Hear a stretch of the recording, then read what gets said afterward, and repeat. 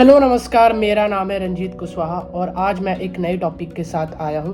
जैसे अभी कल होली थी तो उससे एक दिन पहले सोशल मीडिया पे एक वीडियो काफ़ी वायरल हो रही थी। उस वीडियो में एक लड़का ड्रंक करके ड्राइव कर रहा था, जिसके वजह से काफ़ी लोग इंजर्ड हुए और उस ड्राइवर की वजह से एक महिला की जान भी गई है।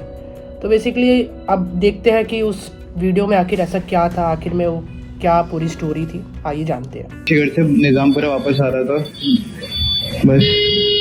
क्या हुआ? गधेड़ा सर्कल। सोसाइटी का नाम नहीं पता सर। हम लोग स्कूटी से आगे आ रहे थे, एक क्योंकि कारेली बाग चौराहे पे चौकड़ी पे आप देखेंगे कि गड्ढा हुआ है, और हम लोग जब राइट आने का स्पेस था उस टाइम एक स्कूटी थी और एक कार था।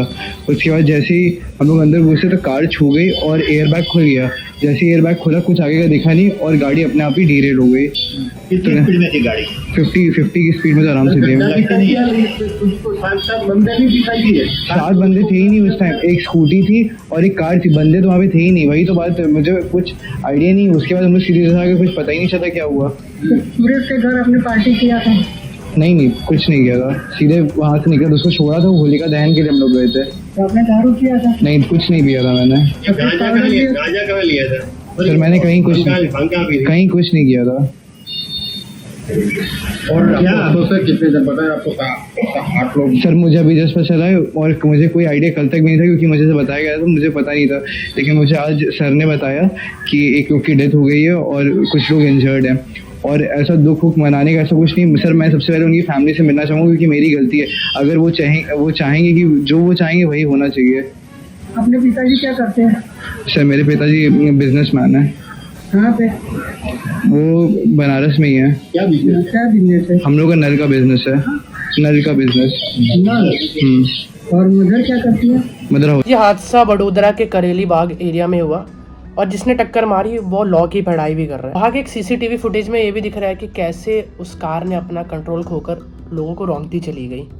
इस इंसिडेंट के बाद ही वडोदरा पुलिस ने एक स्पेशल ड्राइव स्टार्ट किया, जिसमें 4 घंटे के अंदर 31 लोगों को ड्रंक एंड ड्राइविंग के लिए पकड़ा भी गया।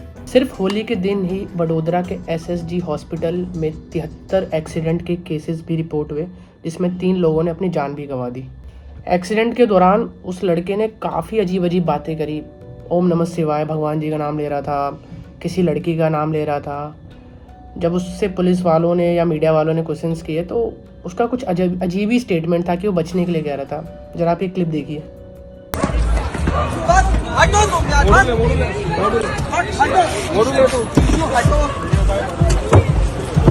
पागल है साला, अंदर करो सर, मेरा कुछ नहीं है, वो चला रहा है।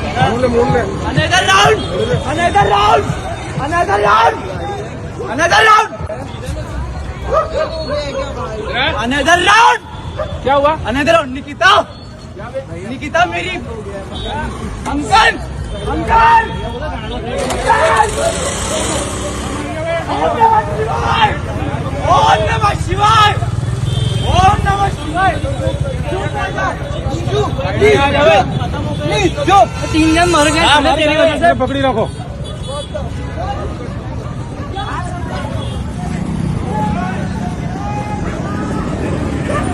पुलिस की गिरफ्त में तो वो है, बट ये आगे क्या होगा बात सारी यहाँ पर है।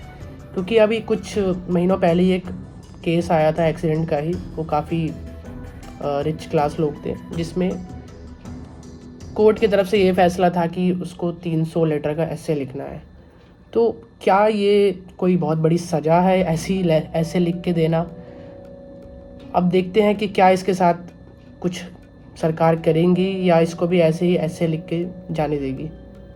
क्योंकि हर बार कुछ ना कुछ होता ही है। बहुत बड़े बड़े एक्सीडेंट्स होते हैं जिसमें जो पैसे वाले लोग होते हैं वो तो सरकार की नज़रों से बचे जाते हैं।